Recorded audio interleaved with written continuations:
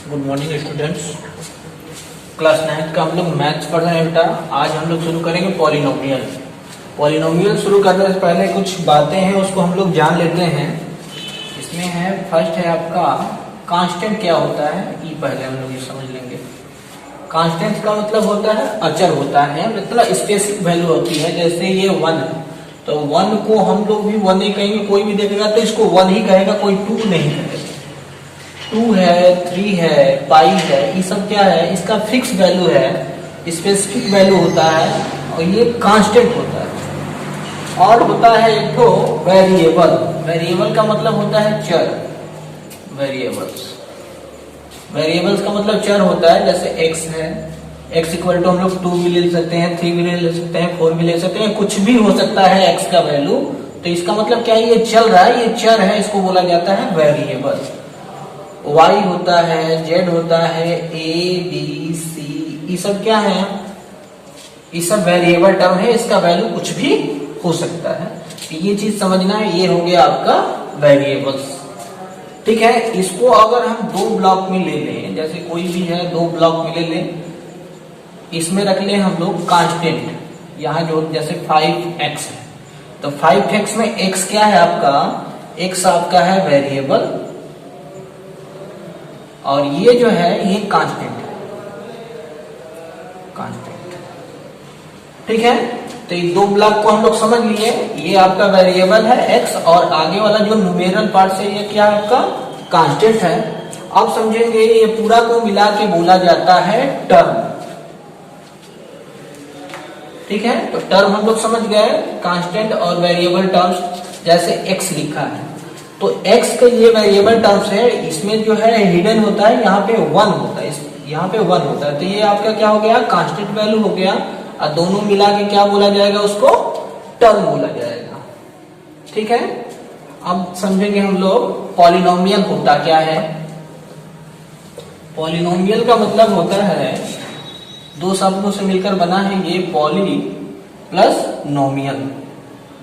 Polynomial, poly का होता है मतलब होता है मेनी और नोमियल्स का मतलब होता है टर्म्स। मेनी टर्म्स हो तो उसको बोला जाता है पॉलिनोमियल, ठीक है। जैसे ये आपका है 3x है, इसमें एक डिग्री भी होता है। डिग्री किसको बोला जाता है, इसको भी समझ लेंगे। डिग्री जो होता है, जैसे ये आपका है टर्म है, टर्म पे जो वेरिएबल टर्म्स पे जो हाईएस्ट कॉमन होता है, माने हाईएस्ट जो पावर होता है वही उसका टर्म होता है, तो इसका वो डिग्री होता है। तो ये क्या है आपका, इसमें 3x है तो x पे क्या पावर है, 1 है, इसका डिग्री क्या कहलाएगा, ये 1 डिग्री का पॉलिनोमियल है। यही अगर x² प्लस 2x ऐसे अगर करके रहे तो क्या है, इसमें यहाँ पे वेरिएबल x2 का स्क्वायर है, यहाँ पे x का 1 है, तो इसमें हाईएस्ट क्या है, x पे पावर 2 है, ये 2 डिग्री का हो गया पॉलिनोमियल। ऐसे ही x3 रहेगा, 4x रहेगा प्लस c रहेगा, तो ये कितना डिग्री का हो गया, ये 3 डिग्री का हो गया, ये 3 डिग्री का पॉलिनोमियल हो गया।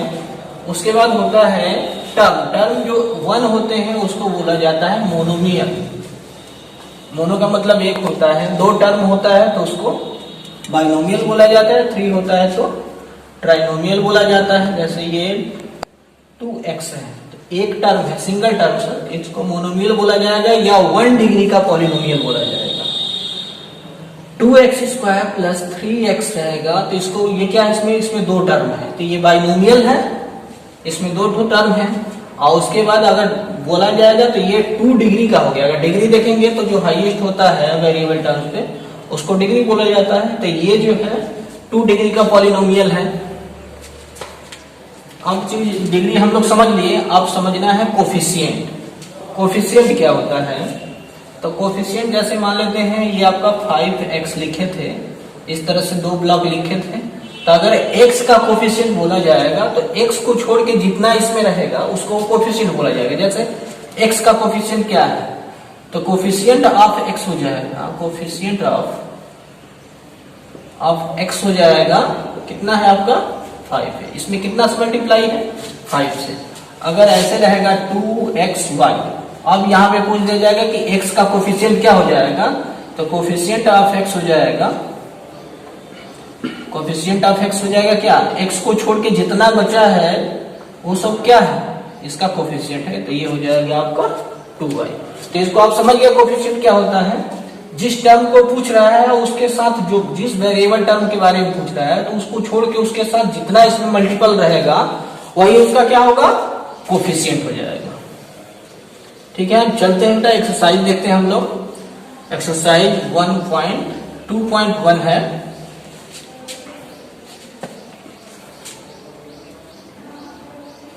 एक्सरसाइज 2.1 क्या बेटा, ये फर्स्ट क्वेश्चन है, which are the following expression are polynomial is one variable and which are not, state reason and your answer. ये फर्स्ट का फर्स्ट नंबर है, करे 4x² माइनस 3x प्लस 7। ठीक है, तो इसमें पूछ रहा है कि one variable and which are not, state reason of your answer. तो क्या बताए, ये आपका क्या है, देखिए यहाँ पे वेरिएबल टर्म्स है, यहाँ वेरिएबल है, यहाँ हिडन होता है नहीं होता है, तो यहाँ पे x to the power 0 x to the power कोई भी पावर हो, जैसे 100 है, 100 का पावर 0, तो इसका मतलब क्या होता है, 1 होता है।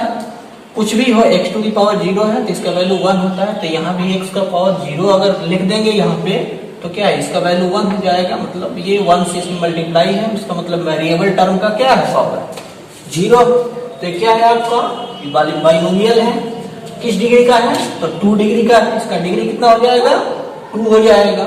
और ये क्या है आपका, ट्राइनोमियल। ठीक है ना, 3 टर्म है इसमें, फर्स्ट सेकेंड थर्ड, और ये सब मिला के क्या बोला जाएगा, इसको पॉलिनोमियल बोला जाएगा। सेकेंड है आपका कि y² प्लस √2। तो इसमें क्या है, y जो है वेरिएबल टर्म्स है, इसका पावर 2 है, तो ये भी क्या है, ये सेकेंड डिग्री का आपका पॉलिनोमियल है। थर्ड है 3√t है प्लस t√2 है।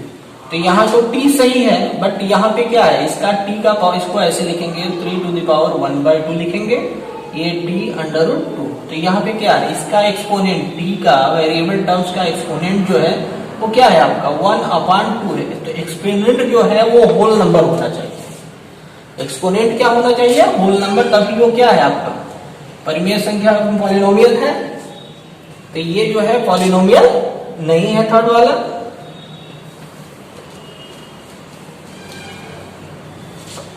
फोर्थ वाला देखते हैं बेटा। फोर्थ जो है आपका y है प्लस 2/y है।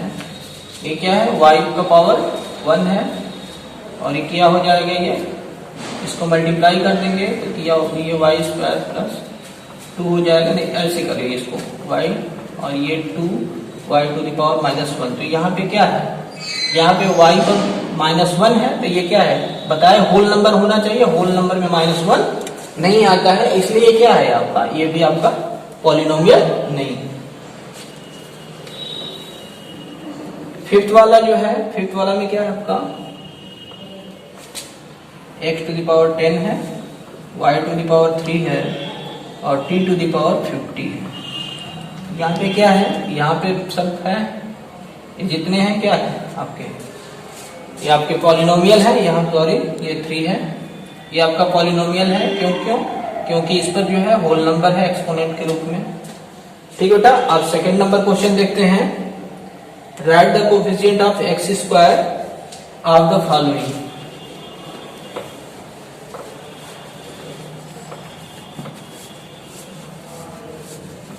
सेकंड नंबर है write the coefficient of x²। तो फर्स्ट क्वेश्चन है आपका 2 + x² प्लस x। तो x² का कोफिशिएंट पूछ रहा है, तो x² वाला टर्म यहाँ पे है, यहाँ पे क्या है, कोफिशिएंट 1 है। तो कोफिशिएंट ऑफ x² क्या हो जाएगा आपका, कोफिशिएंट ऑफ x² हो जाएगा 1। ऐसे ही सेकंड वाला है, इसको भी आप कर लेंगे, x² का -1 हो जाएगा। थर्ड वाले का क्या हो जाएगा, थर्ड है नंबर है, सेकंड नंबर तो वैसे ही है, second number 2 - x² plus x³। आप पूछ किसका रहा है, x² का। तो कोफिशिएंट ऑफ x²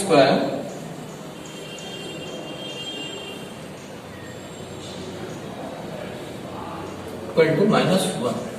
थर्ड वाला देखेंगे बेटा, थर्ड क्या है, π/2 x² प्लस x, तो इसमें x² का क्या है आपका π/2 है। थर्ड वाला क्या है आपका, फोर्थ वाला, फोर्थ है आपका √2x प्लस नहीं -1 है। तो यहाँ पे x² तो है या नहीं है, जब नहीं है तो हम ऐसे लिख सकते हैं x² और यहाँ पे 0 कर लेंगे। जब x² वाला टर्म नहीं है तब क्या हो जाएगा, यहाँ पे कोफिशिएंट ऑफ x²